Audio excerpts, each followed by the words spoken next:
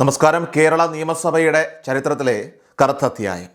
ഇടത് ജനാധിപത്യം 11 വർഷത്തിനിപ്പുറം വിചാരണ ചെയ്യപ്പെടുന്ന ഒരു സമയമെത്തിയിരിക്കുകയാണ്. കേരളത്തിൻ്റെ നിയമനിർമ്മാണ ചരിത്രത്തിൽ ഒരിക്കലും മായ്ച്ചു കളയാനാവാത്ത ഒരു നാണക്കേടിൻ്റെ മുറിവിന് ഇപ്പോൾ 11 വർഷം തികയുകയാണ്. വികസനത്തിൻ്റെയും മാതൃകാ ഭരണത്തിൻ്റെയും ഒക്കെ തന്നെ മനോഹരമായ ചായം പൂശി എത്രയൊക്കെ മൂടിവെക്കാൻ ശ്രമിച്ചാലും അന്ന് നിയമസഭയ്ക്കുള്ളിൽ അരങ്ങേറിയ ഗുണ്ടാ വിളയാട്ടത്തിൻ്റെ കറ പുരണ്ട ആ ഒരു കണക്ക് പുസ്തകം ഇന്നും കേരളീയ സമൂഹം പൊതുസമൂഹത്തിന് മുന്നിൽ തുറന്നു തന്നെ ഇരിക്കുകയാണ്. അന്ന് പ്രതിപക്ഷത്തിരുന്നു കൊണ്ട് നിയമസഭയുടെ പവിത്രതയെ തെരുവ് കയ്യാങ്കളിയേക്കാൾ മോശമായ രീതിയിൽ നേരിട്ടവർ ഇന്ന് ഭരണത്തിൻ്റെ ഉന്നത കസേരകളിൽ ഇരിക്കുമ്പോൾ അവർ അന്ന് തകർത്തെറിഞ്ഞത് വെറും അവിടെയുള്ള ഫർണിച്ചറുകളല്ല, മറിച്ച് ഈ നാട് പടുത്തുയർത്തിയ ജനാധിപത്യ ബോധത്തെ കൂടിയായിരുന്നു.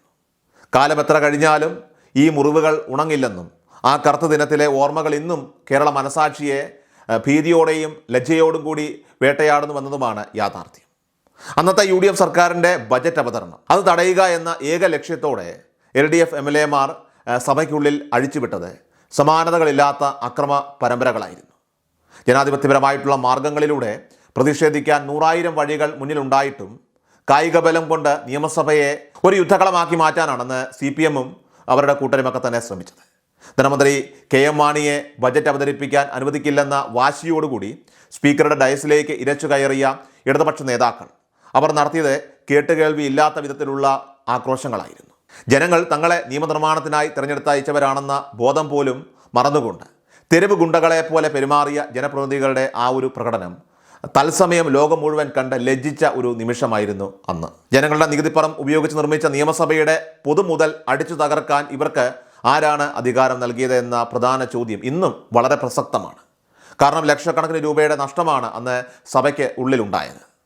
സ്പീക്കറുടെ കസേര വലിച്ചെറിഞ്ഞും കമ്പ്യൂട്ടറുകളും മൈക്കുകളും തല്ലി തകർത്തും തങ്ങളുടെ രാഷ്ട്രീയ പകപോക്കൽ നടത്തിയവർ ഇന്ന് ഭരണത്തിലിരുന്ന് ജനാധിപത്യ അവകാശങ്ങളെക്കുറിച്ചും വികസനത്തെക്കുറിച്ചുമൊക്കെ തന്നെ വാചാലരാകുന്നത് അത് തികഞ്ഞ ഒരു വിരോധാഭാസമാണ്.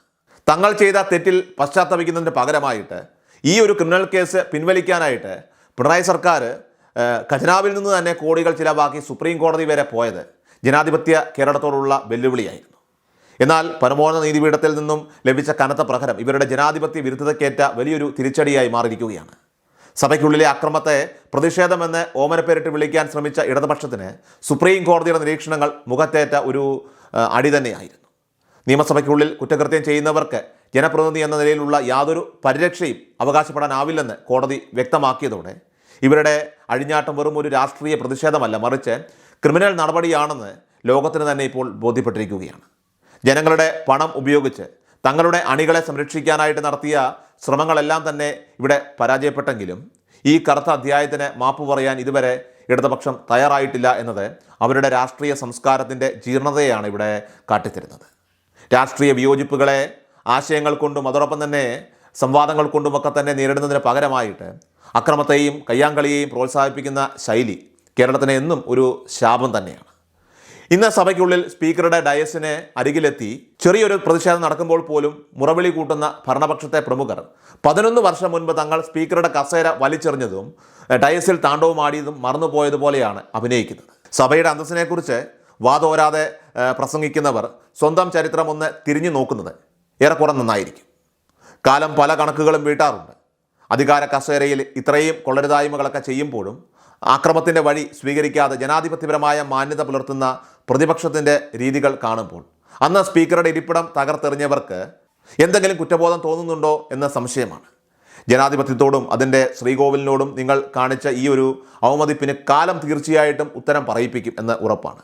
വർഷങ്ങൾക്കിപ്പുറം ശബരിമല വിഷയത്തിലടക്കം എടുത്ത തെറ്റായ നിലപാടുകൾക്ക് ജനങ്ങൾക്ക് മുന്നിൽ കൈകൂപ്പി നിൽക്കേണ്ടി വന്നതുപോലെ നിയമസഭയിലെ ഈ ഗുണ്ടാ വിളയാട്ടത്തിനും നിങ്ങൾ ഒരു നാൾ തീർച്ചയായിട്ടും പരസ്യമായി മാപ്പ് പറയേണ്ടി വരും.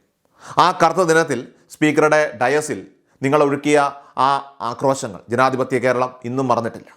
അധികാരത്തിൻ്റെ ഹുങ്കിൽ ജനങ്ങളെ വിഡ്ഢികളാക്കാമെന്ന് കരുതുന്നവർക്ക് ചരിത്രം ഒരിക്കലും മാപ്പ് നൽകില്ല.